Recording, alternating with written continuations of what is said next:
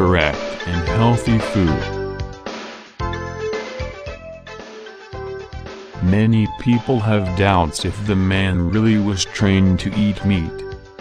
Sometimes explanations are very difficult to understand. So, let's give some quick and simple tips on this subject. One is to compare the body of the animals with the body of the man to see that their characteristics must be adapted to their habits of life. The first step is to analyze the structure of the teeth.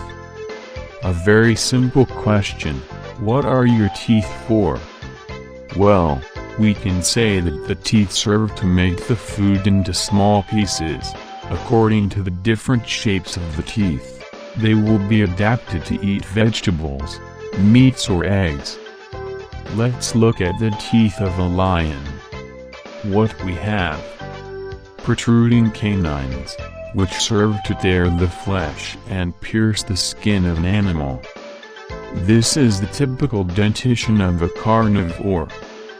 We can also observe the dentition of an omnivore, for example the gorilla.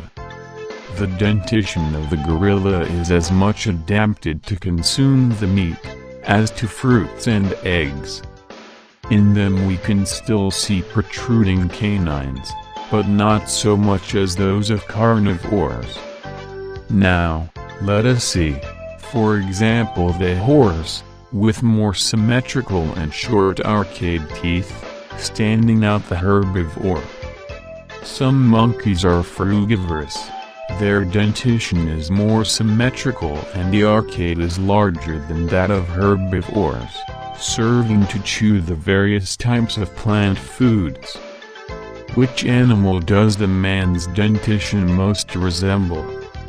It is notably that the animals have the most symmetrical teeth, and larger arches such as frugivores. Now, by resemblance, what kind of food should man consume?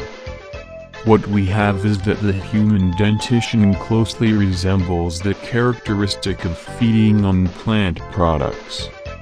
Well, the man does not have protruding canines for typical meat feeding through hunting. Therefore, man has to use external mechanisms to prepare the meat, but remember, if your system was not completely prepared to consume meat, using a natural mechanism does not solve the problem of the internal system not adapted. Therefore, the mastication of man is adapted to a frugivorous diet.